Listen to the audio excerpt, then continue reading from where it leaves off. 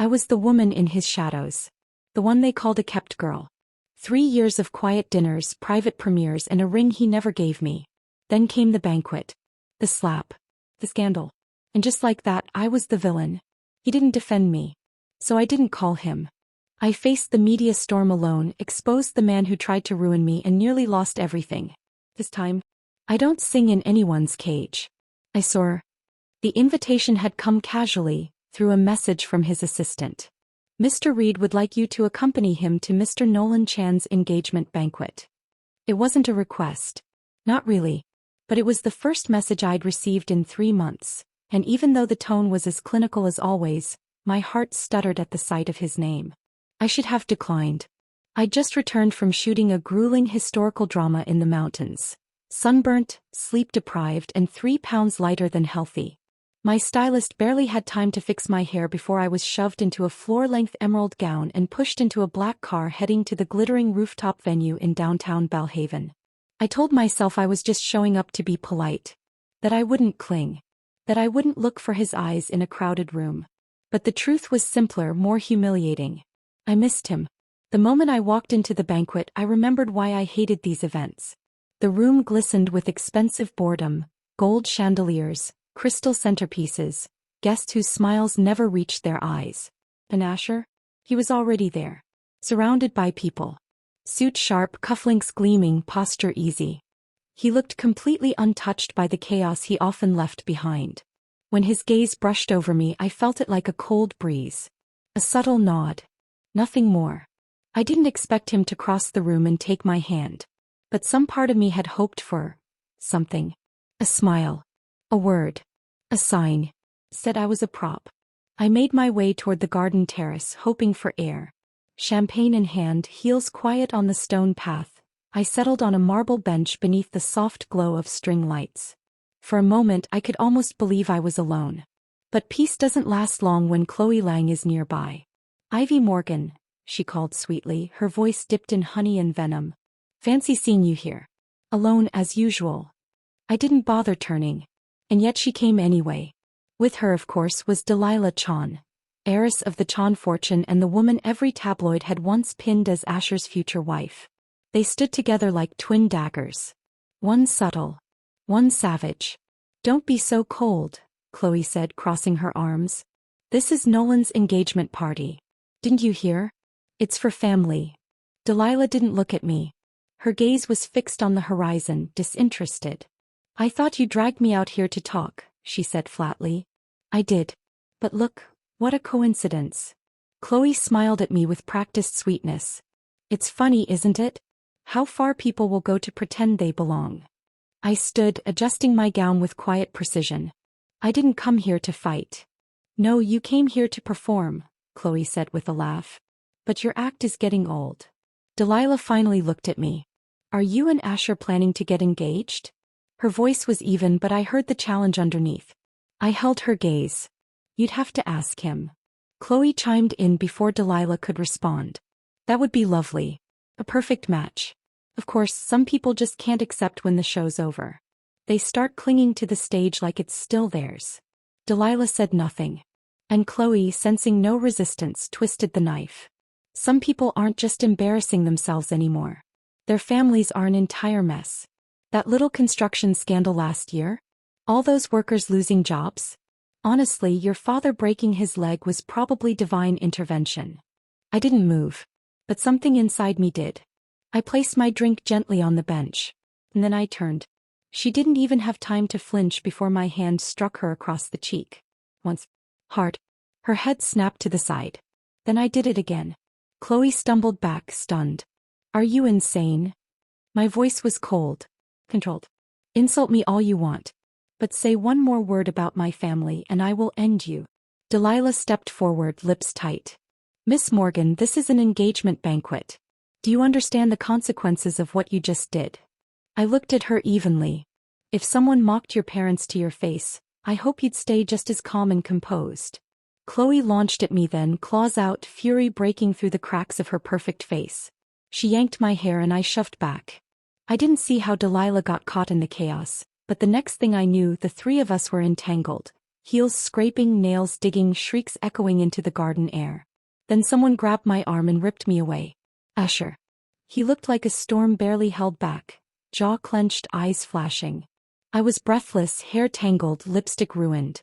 Delilah stood a few feet away, shaken but unmarked. Chloe, crying, had a hand pressed to her reddened cheek. And Asher? He didn't speak. Didn't ask if I was okay. Didn't even look me in the eye. He just stood there, that same indifferent mask on his face, like he didn't know what to do with the mess unraveling in front of him. I laughed just once. It came out sharp and bitter. You're taking her side? Still nothing. No denial. No comfort. Only silence. So I reached down and slipped the thin gold ring off my finger, the one I'd worn for years, even though he never wore the matching one I gave him. I threw it at his chest. I'm done. And I turned. Outside, the city lights blurred as I flagged the first taxi I saw. My hands shook as I slammed the door behind me. The driver asked where to. Anywhere, I whispered. Just drive. He didn't ask again. My phone buzzed on my lap. Over and over. Usher. I stared at the screen for a moment, then picked up. His voice hadn't even come through when I cut him off. The house in Belhaven Hills is in my name. You have 1 week to move out. I ended the call and blocked him. On everything. That night I stood barefoot in a hotel bathroom staring at my reflection in the mirror. Hair messy. Face pale. Lip trembling. I'd just thrown away the only man who ever made me feel safe. But tonight he made me feel disposable. And maybe that was always the truth. Maybe I was never the songbird in his heart. Just a cage that sang when he asked. No. Now I was silent. But free. The hotel room was small, barely more than a queen bed and a view of an alley. But after the glittering cruelty of Nolan Chan's engagement banquet, it felt like a sanctuary. I stripped out of the emerald gown and dropped it in a heap on the floor. My feet were raw, heels discarded somewhere in the backseat of the taxi. The silence was deafening. I should have been used to it by now. The world expected me to be calm, pristine, measured. But tonight I wasn't Ivy Morgan, the rising starlet, or Asher Reed's well-mannered shadow. Tonight I was just tired. I curled up on the edge of the bed, still in my slip, and stared out the window, watching the amber lights flicker against the distant skyline. I should have felt proud for standing up to Chloe. I should have felt vindicated. Instead, all I felt was small. It was stupid to let memories in at a time like this. But they came anyway. 3 years ago I was nothing. Not even an actress. Just a girl with a burned-out family, a pile of debt, and a predatory contract I couldn't escape. My father's construction firm had collapsed after a major site accident. He broke his leg in the fall, and every cent we had went toward paying the workers. Lawsuits, late fees, bankruptcy notices, they flooded our lives like roaches in the dark. I tried to help. Tried to earn, to hustle, to scrape something together. Instead I got tricked. A scout approached me outside a student theater performance. He promised industry connections, acting classes, exposure. I was too desperate to see the trap. I signed the contract. What followed wasn't auditions or screen tests, but investor dinners. And drink pouring. And men twice my age sizing me up like I was an expensive wine they wanted to sniff before spilling. I faked illnesses. Dodged calls. Hid behind flimsy excuses. But eventually I ran out of luck. My agent cornered me before one of those dinners. Just smile, keep your head down, and don't ruin the mood. You need their goodwill if you want out. And that night I obeyed. I showed up in a cheap dress and a thin coat, pushed into a private room where cigar smoke lingered like rot. I remember opening the door and seeing 5 or 6 men already seated, graying, laughing, fingers tapping expensive watches. Except one. He sat at the head of the table. Quiet. Leaned back. Not smoking. Not laughing. Usher Reed. He didn't belong there either. He looked up as I entered. Our eyes locked for one long second. Then without a word he stood and left the room. Panic gripped me. I turned and followed, heart racing. Wait, can I go with you? He paused in the corridor, turning slowly. His expression was unreadable. Why me? He asked. I opened my mouth. Then closed it. What could I say? That I didn't want to be groped? That he looked like the only person in that room who wouldn't hurt me? I don't know, I whispered. You just seemed safer. He looked at me for a long moment. Then he shook his head and walked away. My agent dragged me back in. The drink started flowing. One of the producers slid his hand up my thigh while pouring brandy down my glass. I shoved him away, knocking the glass to the ground. He slapped me, and I snapped, grabbed the broken glass stem and stabbed it into his leg. There was screaming. Blood. My vision blurred. And then Asher appeared. He didn't say a word. Just stood in the doorway, calm as a storm before lightning. "You said you wanted to come with me," he said. "So what are you waiting for?" I dropped the glass and ran. He took me to Belhaven Hills. A penthouse with glass walls and floors that didn't creak under pressure.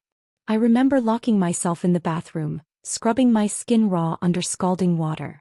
I didn't know if I was more afraid of what had happened, or what was coming next. When I finally stepped out, wrapped in a towel, trembling, he was on the sofa, shirt unbuttoned, talking quietly on the phone. He didn't touch me, didn't leer. He wrapped the towel tighter around my shoulders and said, "Go to sleep. You'll be safe here." And I believed him.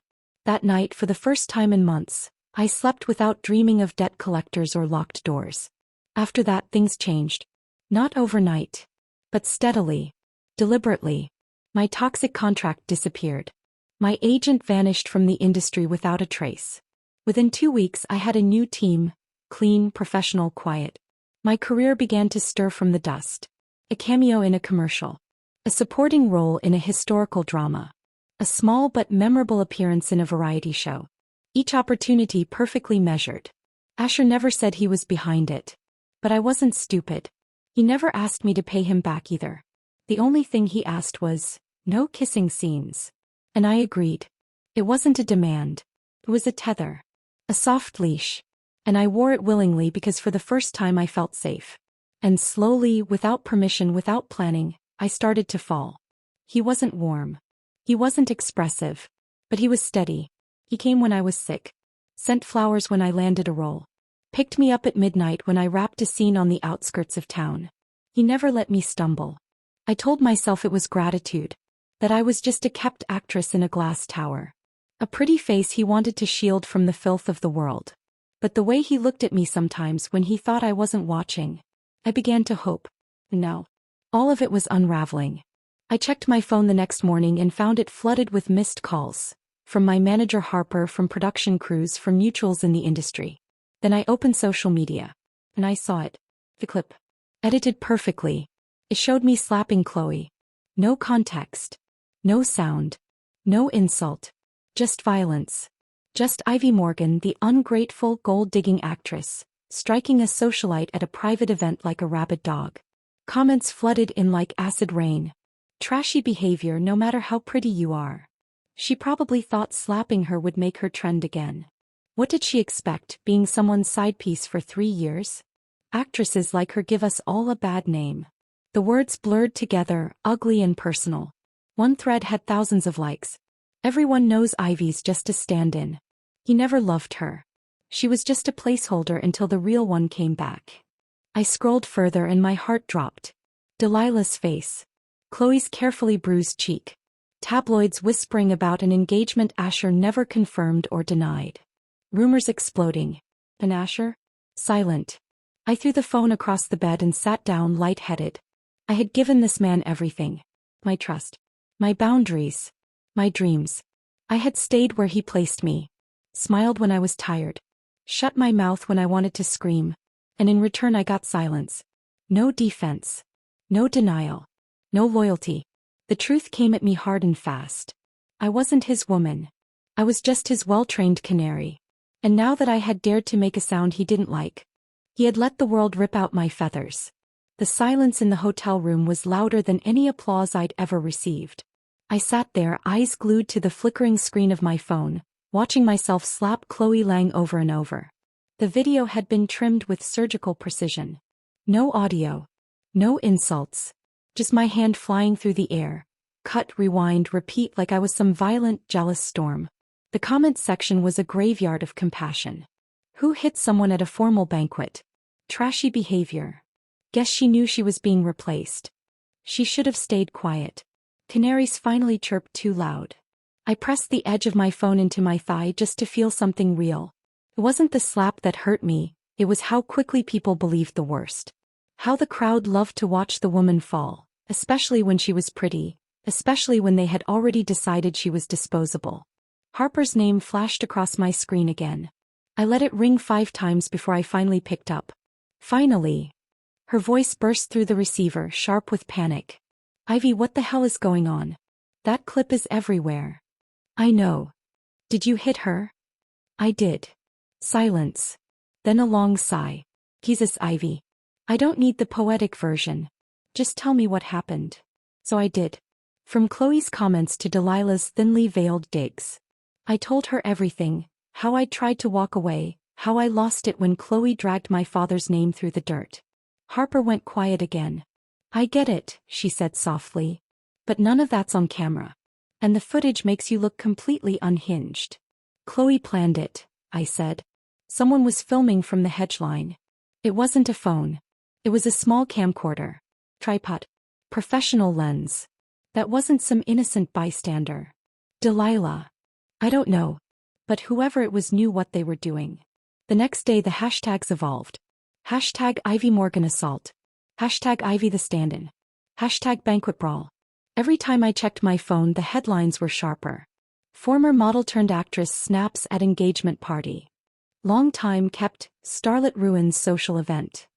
Asher Reed's rumored mistress lashes out. And then it got worse. Vernon Shaw. I hadn't heard his name in years.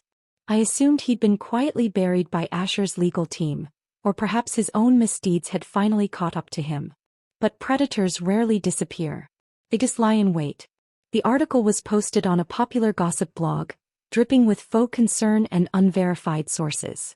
Vernon claimed that I'd used seduction tactics to gain roles early in my career, that I'd exploited industry veterans and then weaponized false accusations to ruin their reputations. He never used my name, of course. But he didn't have to. The comment sections filled in the blanks. Sounds a lot like Ivy Morgan. Isn't she the one who stabbed someone in the thigh with a wine glass? Asher Reed must have been her next mark. My hands were shaking. I hadn't told anyone what really happened that night. Not even Harper. And Asher? He had taken care of it all silently. Contracts cancelled, threats vanished, my name kept clean. But now Vernon had decided it was time for a comeback. And I was his leverage. Harper called again. We need to talk damage control. I've said nothing wrong, I replied. That doesn't matter. Public opinion doesn't care about truth, they care about narrative. And right now, Chloe has hers and Vernon just lit a match under it. I leaned back against the headboard. What are you saying? I'm saying, Harper hesitated. Call Asher. He can end this with one phone call. The very idea made my stomach twist. I could still hear my voice from 2 nights ago, bitter and sharp. The house is in my name. You have 1 week to move out. I can't, I whispered. Ivy. He's getting engaged, Harper. Silence. I didn't elaborate. I didn't need to. The photos, the timing, the silence, it all screamed louder than he ever had. I left, I said quietly. And he didn't come after me. That night I didn't sleep. Instead, I sat at the window of my hotel room with my knees pulled to my chest and my laptop open on the floor beside me. I watched the footage again. And again. And again. Each time I waited for someone, anyone, to post the full version. But no one did. The edited clip was the truth people wanted. Ivy Morgan. Unstable, vindictive, violent. Just another pretty face brought down by ego. I opened a blank document and stared at the cursor. If I didn't speak now, someone else would speak for me. So I began to type. Hi everyone. This is Ivy Morgan. I'm sorry for taking up public attention due to personal matters, but since things have escalated, I'd like to tell my side. First, the night of the banquet, I did slap Chloe Lang. Twice. And I regret losing my temper. But what that video doesn't show are the things said before it. The mockery, the personal attacks, and a direct insult aimed at my father, a man who has never hurt anyone. Second, I'd like to address the recent rumors surrounding Vernon Shaw. When I entered the industry, I was young and desperate. I signed a contract that forced me into rooms I should never have entered. Vernon Shaw tried to take advantage of me. I defended myself. And I was prepared to face the consequences of that moment. I didn't speak out then because I was afraid. But fear has no place in my life anymore. I've never traded favors. I've never seduced anyone. And I've never been anyone's stand-in. If you want to hate me, that's your right. But leave my family out of it. They don't deserve to be dragged through this. I will not be making further statements. I won't keep defending myself against shadows. Thank you to those who've believed in me. I read it twice. Once through a lens of anger. Then again through the fog of shame. Then I hit publish. I closed the laptop. And turned off my phone. The morning light slipped through the thin curtains like a quiet apology. But it wasn't enough to soothe the ache in my chest. I didn't expect applause. I didn't expect support. But I had finally said the one thing I never dared to say before. No more. No more hiding. No more silence. If the world wanted to tear me down, fine. Let them. But I'd go down standing tall. The afternoon, Harper called me again. I ignored it. She called a second time. I picked up. I'm sending you something, she said. Check trend line. I opened the app and froze. Hashtag Asherid defends Ivy. His account, verified under Reed Holdings, had posted under my statement. So you have time to post this little speech but still keep me blocked? Really impressive, Quinn. The comments beneath were spiraling. Wait, what? Did Asher just go public? He called her by her last name. That's love in billionaire language. I scrolled further. More comments. More replies. Asher had been personally replying to trolls. She's just a flirt. You're just jealous. She seduced her way up. With that face she wouldn't even need to. But she didn't. I was there. And then, did she really slap Ava? Yes. I told her to. Got a problem. I sat there dumbstruck. Harper messaged again. He's been online for an hour. Clapping back. One troll at a time. I've never seen anything like it. If he proposes now, I will cry actual tears. A new notification popped up. At Asherid replied to your post. Open the door. I stared. Then slowly walked to the apartment's peephole. He was there. Asher. In a navy coat, tie loosened, hair wind-tousled and eyes burning straight through the door. He looked like every regret I'd ever had, and the only person who had ever truly come for me. I opened it. He didn't say a word. Just reached up and wiped the tear that had already escaped down my cheek. Then softly, like it wasn't laced with fire, he said, I haven't even said anything yet and you're already crying. What? Trying to guilt-trip me now? You've really mastered emotional manipulation, haven't you? My lip trembled. What are you doing here? He walked in, shrugged off his coat and rolled up his sleeves. Let's talk about how I supposedly took sides. I narrowed my eyes. You did. He laughed once, low and sharp.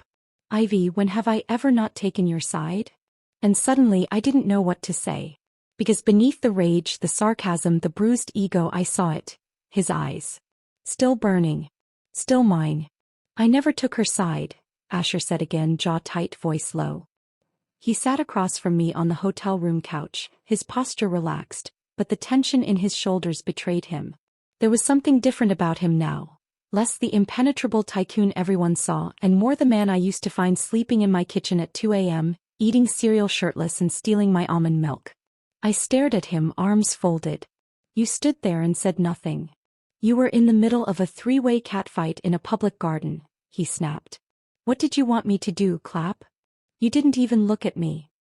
He let out a cold laugh and leaned forward, elbows on his knees. You want to talk about looking?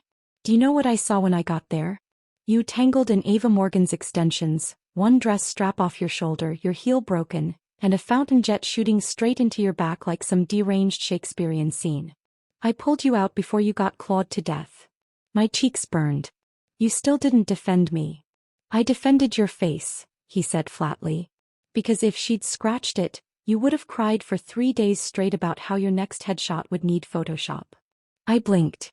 Wait, that's why you pulled me out? His voice dropped. I've seen you spiral over a single pimple, Ivy.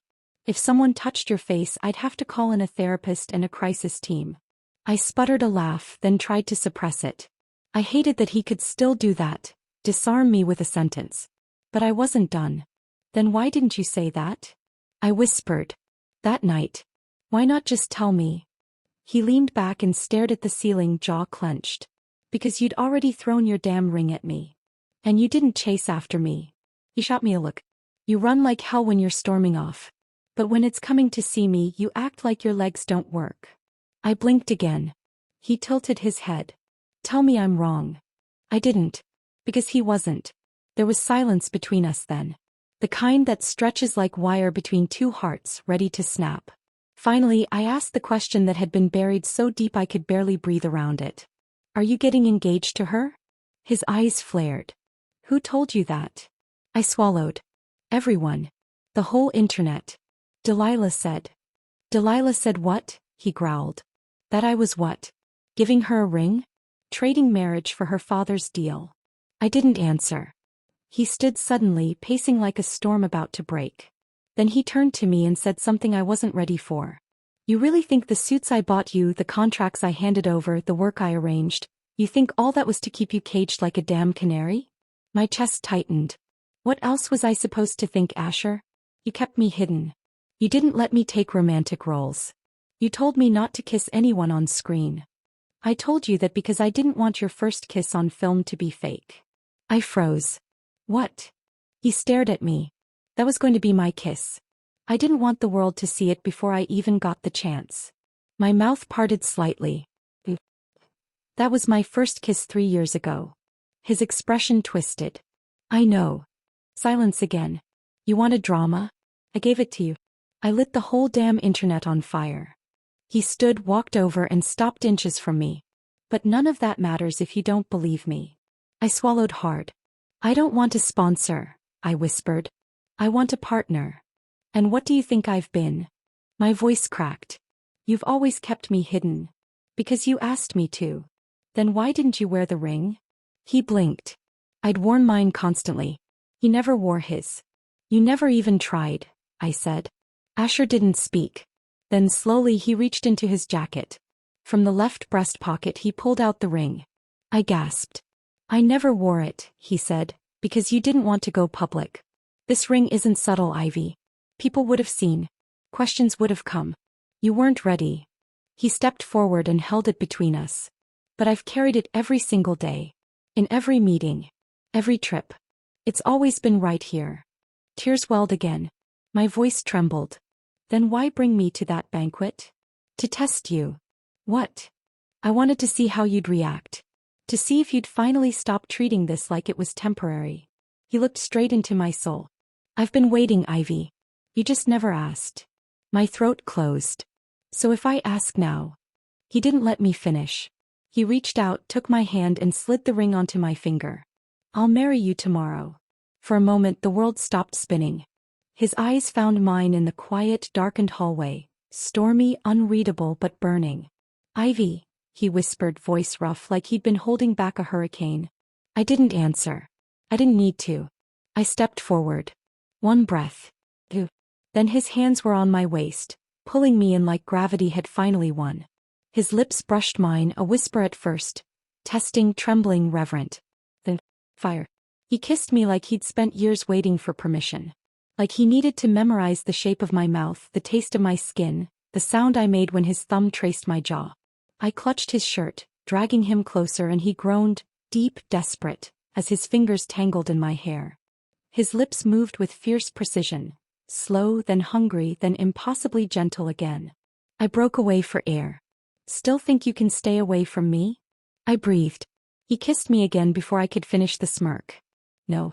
Not even if I tried. The next morning, sunlight bled through the curtains, warm and indifferent to the war we'd just come through. I lay awake beside him, wrapped in the quiet rhythm of Asher's breathing, my ring, our ring, pressed against his chest as if to make sure it was still real. It was. After 3 years of silences, retreats, and unspoken boundaries, he was finally mine. And I was finally free? No. Not free. My phone buzzed on the nightstand, interrupting the stillness. Asher grunted and rolled away, arms slung over his eyes. I reached for the phone. Harper. Hey babe. I don't know what kind of fairy dust you sprinkled on the internet, but it worked. Call me. I blinked. Then pulled up the trending page. I nearly dropped the phone. Hashtag Ivy and Asher. Hashtag apology to Ivy. Hashtag stand by her. Hashtag Asher did that. Every trending topic was a shrine to our very public, very dramatic redemption arc. Fan edits. Memes. Tweets from brands saying we support Ivy Morgan. A cafe chain offering a free coffee if you brought in a photo of you crying over Asher's clapbacks. Harper wasn't exaggerating. The internet had done a full 180. And the comments section? It was a digital love letter. Protect this couple at all costs. Ivy Morgan really went from scandal to soft wife era in 24 hours. Never thought I'd stan a billionaire, but Asher Reed had me clapping at 2 a.m. Even the haters had retreated, quiet in the face of his unapologetic defense. It was surreal. And for the first time in a long time, it didn't feel like I was drowning online. I felt like I was rising. By noon, Harper confirmed what I already suspected. We're back on Sweetheart. The variety show that dropped you? They just sent flowers and asked if you'd still join. Did you say yes? I said you'd think about it after you're done basking in your main character moment. I laughed. Then froze. Because it wasn't just the show. Endorsement offers flooded in. Campaign requests. Scripts. Makeup collaborations. The agencies that once ignored me now couldn't send emails fast enough. And it had nothing to do with Asher's power. It had everything to do with the fact that I stood up, told the truth, and stayed standing.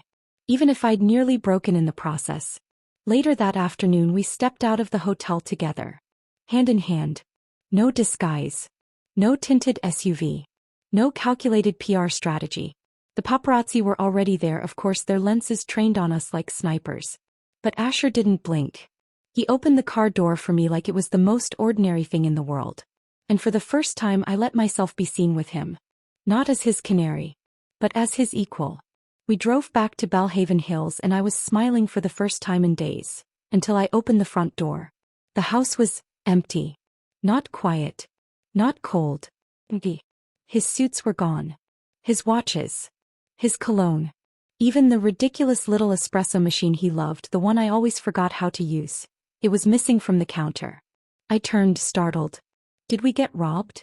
Asher just leaned against the wall, arms crossed. I moved out. I blinked. What? He raised an eyebrow. Didn't you say I had a week to vacate? I took it seriously. I stared at him. You moved everything? He shrugged. Wasn't going to wait around to be thrown out. Are you serious? Deadly. My jaw dropped. What if I didn't ask you to come back? Then I'd have stayed out. Simple as that. I exhaled sharply. You really are impossible. He stepped forward slowly, eyes softening. You asked me to leave. I left. But the door's still yours. You want me back, you ask. It wasn't arrogant. It was honest. So I reached for the lapel of his jacket and pulled him down for a kiss. I want you back. He didn't say anything. But he didn't need to. Because the next morning his espresso machine was back in the kitchen. And his toothbrush reappeared beside mine. And I spent the entire afternoon reorganizing his ties by color like some ridiculous housewife in a drama I would have once mocked. But it wasn't performative. It was peace. A few days later something unexpected happened. Delilah Chan invited me to dinner. Is that Delilah? The one I'd once considered Asher's white moonlight. His almost wife. The symbol of everything I thought I could never be. I hesitated. But then she added, I'd like to apologize. In person. That made me pause. Asher was wary. You've had trolls stalk you before. Don't go anywhere alone. I'll be fine. If anything happens, he added, pulling out his phone, I'm bringing a lawsuit and a crowbar. I smiled. You're getting soft. No, he said coolly. I'm getting prepared. Delilah picked me up herself, dressed simply in a beige coat, her makeup minimal. Not the glamorized princess of the upper elite, but a woman with tired eyes and something to say. The restaurant was quiet. No photographers. No fans. She raised her glass. Ivy, she said, I owe you an apology. I believed things about you that weren't true. I let other people's words color my view. That caused you harm. I'm sorry. I stared at her, stunned. Not because she said it, but because I believed it. Over the course of the meal we talked, really talked. About everything. Her family. Our shared history with Asher. She confessed that while she and Asher had grown up together, there was never any love between them. Not the kind that mattered. Our parents wanted it, she said. But I never did. I'm not the marrying kind. Not like this, not for business. She told me that Chloe had manipulated her with old gossip. Showed her edited clips. Slanted everything to make me look vindictive, possessive, unstable. I believed her, Delilah admitted. Until I visited one of your old sets. She paused. They were still talking about you. Not the scandals. How you stayed late to help the costume girl sew a torn hem. How you brought coffee for the lighting crew. How you never complained even when your scenes got pushed to 2 a.m. She looked me in the eye. That's when I realized the story I'd been told wasn't the truth. The truth was how people looked at you when you weren't looking. That night she offered to drive me home, but we ended up running into Asher and the Chon brothers, Nolan and Leo, coming out of a nearby building. It was awkward at first. Nolan gave me a small nod, murmured a polite, "Let's not talk about the banquet," and disappeared quickly. Leo, on the other hand, stared at Delilah like he'd forgotten how to blink. She looked away first. He stepped forward. "I'll take her home." She didn't respond. I offered to call her a car. Leo stepped in. I said I'll take her. I didn't get involved. I grabbed Asher's arm and pulled him away before their weird high-stakes mutual tension consumed us all. On the way home I asked him, "What's going on with those two?" He didn't even look up from my hand. "You're holding me. Why are we talking about someone else?" I smirked. "Do you ever get tired of me?" He pulled up the car's privacy divider and leaned in. His voice dropped to a low growl. "You're the only thing I haven't gotten tired of." That night I cried again. But this time not from pain. From gratitude. From exhaustion. From love. 3 days later, the PR team released a comprehensive breakdown of every accusation Chloe had thrown at me. Receipts. Statements. Time-stamped footage. Voice recordings. It tore through the media like wildfire. And Chloe? She was exposed. Linked to Vernon Shaw. Tied to a string of backroom deals involving young actresses. Text messages surfaced. Vile, incriminating things. She didn't even deny it. Because she couldn't. I watched the internet burn her name while mine rose from the ashes. Not because I played the victim. But because I didn't hide. Later that week, a fan posted an old photo of me during an outdoor shoot 2 years ago. Suspended midair and wires, wearing a flimsy costume in the dead of winter. In the background, Asher. Holding a coat. Watching me. Caption read. "He's been in love with her for years. We just didn't see it." I stared at the image, tears in my eyes, heart full. Maybe I had never been a placeholder. Maybe I had always been the ending. The thing about survival is that once you've done it, people expect you to keep doing it. Even if you're tired. Even if your knees still shake. Even if you're finally happy and just want a minute to breathe. They expect you to keep standing. And this time I would. But I didn't expect the storm to come knocking again. This time not for me. This time it came with a list. It was early morning when Jade Bennett, a former co-star from one of my first web dramas, reached out. Her message was brief. "They found another list. You were on it. Call me." I stared at the text, my stomach sinking. Another list? Back then, in those early years when I was still desperate and hungry, there were rumors. Young actresses passed around like appetizers. Men with money. Contracts inked with more than signatures. No one ever said it directly. But every girl who got a sudden breakout role had a whisper behind her name. She stayed in the room. Had stayed too. But not for favors. I'd stayed because I didn't know how to say no. Because when you're 19, broke, and your father's hospital bills are growing like mold, you convince yourself that a meeting is just a meeting. Until you realize the door's locked. Jade met me at a small cafe downtown. She wore sunglasses, but I knew that expression. Stiff jaw, quick glances over the shoulder, a bruise hidden beneath makeup. I hadn't seen her in nearly 2 years. She slid a thin envelope across the table. No label. No sender. Inside, neatly typed in courier font, was a list of names. 12 women. 7 were actresses. 4 were influencers. 1 was dead. And mine was third. "I got it in the mail 2 days ago," Jade whispered. "No return address. Just this." I looked at her. She looked away. "You were on it, Ivy." And so was I. My throat dried. We both knew what it meant. We'd been selected. Once. Maybe more than once. By who? I asked, barely breathing. Jade looked down at her lap. "There's a man. One of Vernon's backers. He funded several agencies. Modeling companies. Indie studios. Her voice broke. He kept files. Names. Footage. I flinched. Footage. She nodded. And that's when it hit me. This wasn't a new storm. It was the one I'd escaped from. Coming back to finish the job. I went straight to Asher. The moment I walked into his office at Reed International, I knew he already knew. He was pacing in front of the window, face tight, phone pressed to his ear. He looked up. Eyes locked with mine. Then, clear my schedule. Now. He crossed the room in 3 strides. You saw it. I nodded. Jade gave it to me. Did you touch the paper? No gloves. It was already opened. He swore under his breath. We've got legal on it. It's not just a list, Ivy. That man, his name is Harrison Locke, he was under surveillance for a while. Then he vanished. Harrison Locke? I echoed, dizzy. He was at that investor party. The first one. When you found me. Asher's jaw tightened. Yes. He was the man who'd tried to corner me in the bathroom. The one I never reported because Vernon told me it would ruin everything. He was the reason I quit modeling and ran into acting like it would save me. And now he'd sent this? What does he want? I whispered. Asher looked at me, eyes sharper than I'd ever seen. To remind you that you survived something he didn't expect you to survive. That night, I sat in the living room with Asher, a fire crackling beside us, the envelope on the coffee table like a ticking bomb. I traced the edge of the paper. What if they release it? They won't. What if they do? I asked again, this time more desperate. He turned to me. Then you tell your story first. I shook my head. I can't keep living in confession mode.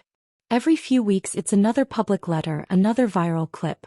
I just want to act. To breathe. He reached over and took my hand. You're not obligated to speak, Ivy. But if you do, you don't have to speak alone. Tears threatened again. I blinked them back. I was so tired of crying. Promise me something, I whispered. Anything. If they come for the others, Jade, the newer girls, the ones who are still too scared to speak, you'll protect them. His grip tightened. I already have. The next day I walked into the studio to film the variety show that once ghosted me. Harper had insisted it was safe. That the producers had issued formal apologies. That everything was above board. But I wasn't walking in the way I once would have. Eyes down, smile plastic, waiting to be told where to sit.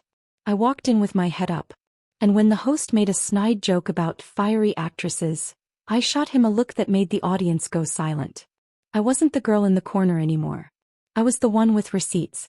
That night I did something I never thought I'd do. I called Isla Romero, the journalist who broke Vernon Shaw's scandal 5 years ago. She answered on the first ring. Ivy Morgan, she said. To what do I owe the honor? I want to talk. Pause. On record. Yes. I heard the flick of a recorder. Then let's begin. The interview dropped a week later. A long-form piece titled, The Girl Who Stayed in the Room. Ivy Morgan Breaks Her Silence. It wasn't a sob story. It wasn't a redemption arc. It was a weapon. Detail by detail, I walked through the parties, the contracts, the nights I cried alone in hotel bathtubs while people called me lucky. And when she asked me if I ever felt like a kept woman, I looked her in the eye and said, I was never kept. I was caged. But I learned how to sing loud enough to shatter the bars. The article went viral. Not because it was scandalous, but because it was real. Because every woman who read it knew someone who had stayed in the room. Some had gotten out. Some hadn't. But now they knew they weren't alone. The following day, Harper sent me a clip from a podcast. A young actress, just 20, talking about how she read my story and canceled a meeting with a shady producer. You saved her, Harper said. But I didn't feel like a savior. I just felt, still in love. Still here. Still rising. Later that evening, Asher came home early. He didn't say anything.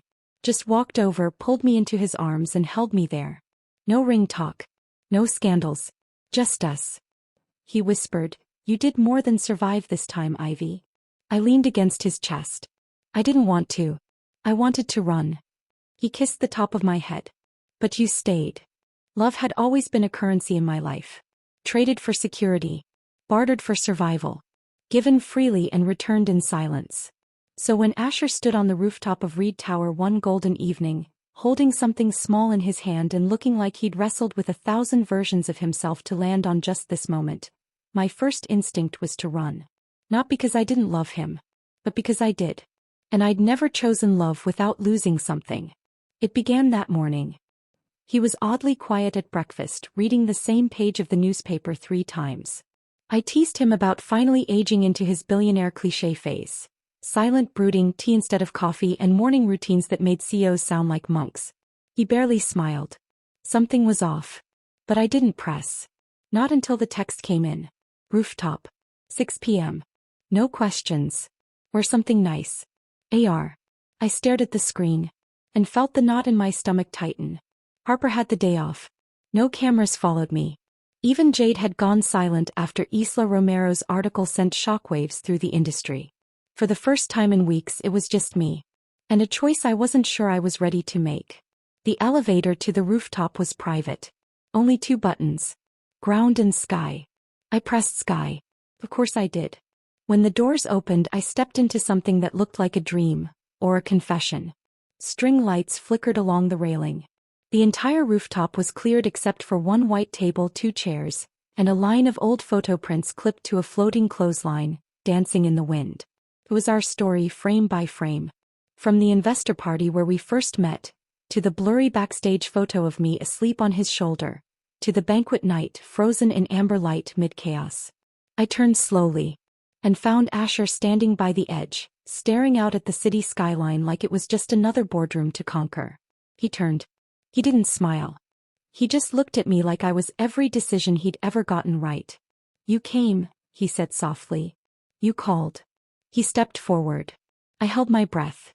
"You always thought I kept you a secret," he said. "But I didn't. I kept you safe.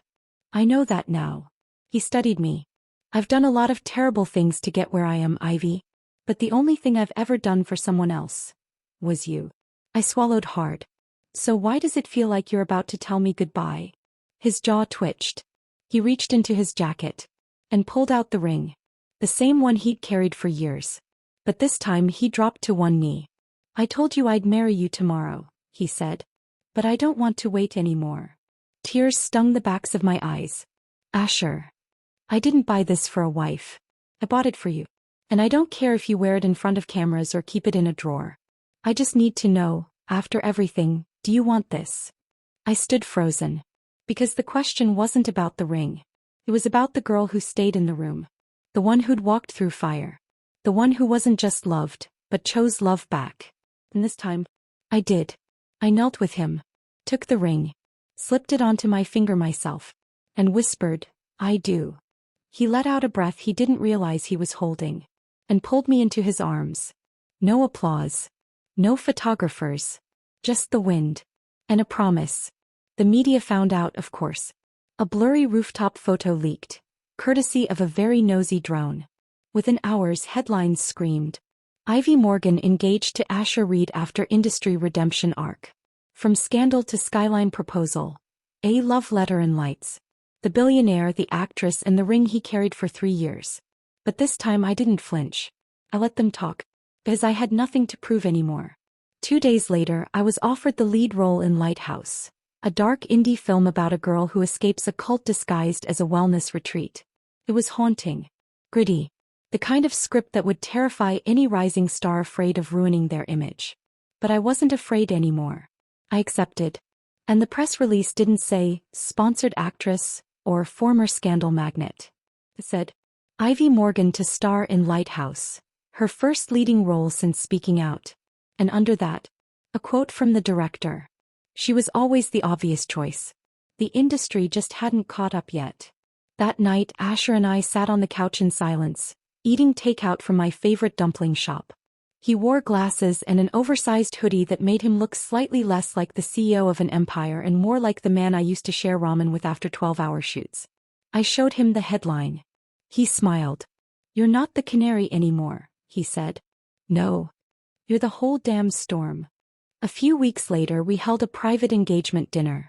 Only close friends. No press. Just Harper, Jade, Isla, Delilah, Leo Chan, awkward, and a few of Asher's surprisingly kind board members.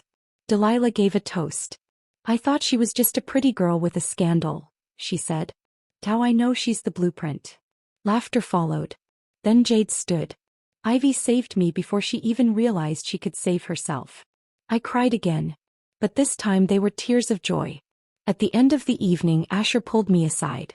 Do you remember what you told me the day we met? I frowned. I said a lot of things. Mostly about hating champagne. You told me you'd never be someone's pet. I smirked. Still true. He leaned in. You're not mine, Ivy. He kissed my temple. You're everything. Someone had told me years ago, back when I was doing toothpaste commercials and dodging sleazy producers, that I'd one day be married to Asher Reed, eating cake barefoot on a private beach and laughing so hard I'd snort sparkling wine through my nose. I would have laughed them right into the sun. But here I was. Exactly that girl. Wife of a billionaire. Queen of a comeback. And possibly the first person in the history of weddings to fall into a rose bush mid-vow. Yes. That happened. It started perfectly, of course. We rented out a secluded cove in Port Odessa. No paparazzi. No influencers. Just 30 people we actually liked and 0 hashtags. I wore a soft satin slip dress that cost less than my earrings. My curls were loose and free. And my shoes. Nowhere to be found. I refused to walk down any aisle in heels. My toes deserved joy too. Harper officiated. She wore a fuchsia jumpsuit and dramatic eyeliner and swore at least twice during the ceremony. Jade was my maid of honor, armed with tissues and enough teasing to make me want to trip her during the procession. Asher's best man was Nolan Chon, who gave a toast so dryly sarcastic the entire table howled. And Asher?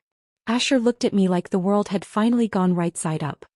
He wore a dark navy suit, no tie, sleeves rolled up, and a crooked grin that spelled trouble from 2 continents away. You look like you walked out of a cologne ad, I whispered as I joined him at the altar. You look like my most expensive mistake, he replied, eyes gleaming. Excuse me. Babe, I'm marrying you. You're going to bankrupt me in moisturizer alone. I laughed so hard I almost choked on my own vows. When Harper got to the speak now or forever hold your peace part, Jade raised her hand. Objection, she said solemnly. The bride once wore socks with sandals in public. Gasps. Sandal. She also ate sushi with a spoon, Nolan added, deadpan. Asher turned to me horrified. A spoon, Ivy? This is betrayal. Oh, shut up, I hissed, grinning. You still think kombucha is wine. The crowd roared. We hadn't even said I do, and we were already being roasted alive. Finally we got through the vows. Mostly. Asher tried to recite a poem and ended up forgetting half of it, so he just improvised. You are the espresso to my chaos, the Wi-Fi to my meetings, the only one I'd let steal the last fry. And the reason I'm voluntarily doing this in front of other people. Harper groaned. Is this a vow or a LinkedIn post? I'm trying, he yelled back, laughing. I went next. I promise to love you even when you leave beard trimmings in the sink. He gasped. That was one time. Every time. And I promise, I added more softly now, to never forget what we survived. And to laugh with you, louder than the world ever tried to silence us. A beat of silence. Then applause. And tears. And a sneeze from Harper because apparently she's allergic to emotions. We kissed under twinkling string lights strung between 2 palm trees. Then immediately tripped on a loose seashell and landed on the sand in a heap. Asher rolled over and held me like we were alone. You do know, he murmured, brushing hair from my face. You married a man who once ordered a $2,000 bottle of wine thinking it was the house red. I also married a man who sends back lattes if the foam isn't symmetrical, I replied sweetly. You deserve symmetrical foam. And yet I put up with you. That's love, baby, he said, grinning wide. The dinner reception was even better. Long wooden tables on the beach. Pillows instead of chairs. Live jazz band playing movie scores at half speed so Harper could hum along out of tune. Jade stood to give her toast and immediately pulled out a scroll. I have prepared a 12-minute thesis on Ivy's poor decision-making over the years. No. I yelled. Too late, she shouted. Exhibit A. That time you dated the guy who wore socks with toe separators. The room screamed. Ivy, Asher whispered, fake scandal in his eyes. Was this before or after me? Before. Thank God. I would have ghosted you on sight. Later, Delilah and Leo danced together in the shadows. No declarations. No drama. Just soft steps under moonlight. And I couldn't help smiling. Even the complicated people were finding their soft endings. Maybe love did come around for everyone. Eventually, when the cake arrived, it was wrong. Asher had specifically requested chocolate hazelnut luxury. We got lemon meringue. He stared at it like it was an insult to his lineage. "You think this is funny?" he asked. I tried not to laugh. "It's very on brand for us." "You mean accidental chaos with buttercream?" "Exactly." He fed me the first bite, then missed my mouth and shoved frosting up my nose. "You are not sleeping in my bed tonight." He smirked. "Then I guess we'll have to christen the hammock." Scandal. Married scandal. We both cracked up. Around midnight, the guests left in clusters of laughter and stolen centerpiece shells. Jade kidnapped Nolan's shoes. Harper danced barefoot in the surf. And Delilah kissed Leo's cheek before walking away in the opposite direction. Drama minimal. Satisfaction maximum. Asher and I stayed behind. Just the two of us. Sitting on a beach blanket watching the stars. I leaned against him, my hand on his heart. "Tell me something," I whispered. "Anything. Did you ever think we'd get here?" He was quiet for a moment. Then, "No. But I hoped." I looked up at him. He looked down at me. And somewhere between laughter and the lemon cake still stuck in my hair, I realized something. I wasn't just a girl who'd survived scandal. Or a woman who got the ring. I was Ivy freaking Morgan. And I was finally, happy. "You know what the internet's going to call this wedding?" I murmured. "What?" "Canary marries billionaire in secret seaside ceremony." He made a face. "Ugh. So boring." "Got a better one?" He thought for a second. Then grinned. "Former canary marries the man she taught to dance." I laughed. "That's actually perfect." "You're welcome. I'm a writer now." "No, you're mine," I said, pulling him into another kiss. And somewhere in the background the waves clapped their approval. We didn't fly to Paris for a honeymoon. We stayed. On that little beach. For 3 days. Eating pancakes. Swimming at midnight. Falling asleep in a hammock too small for 2 adults and a bottle of stolen champagne. And for once, nobody chased us. Nobody called. Nobody asked us to explain how we got here. We just were. Love didn't save me. I did that. But love. Love made the saving sweet. The end.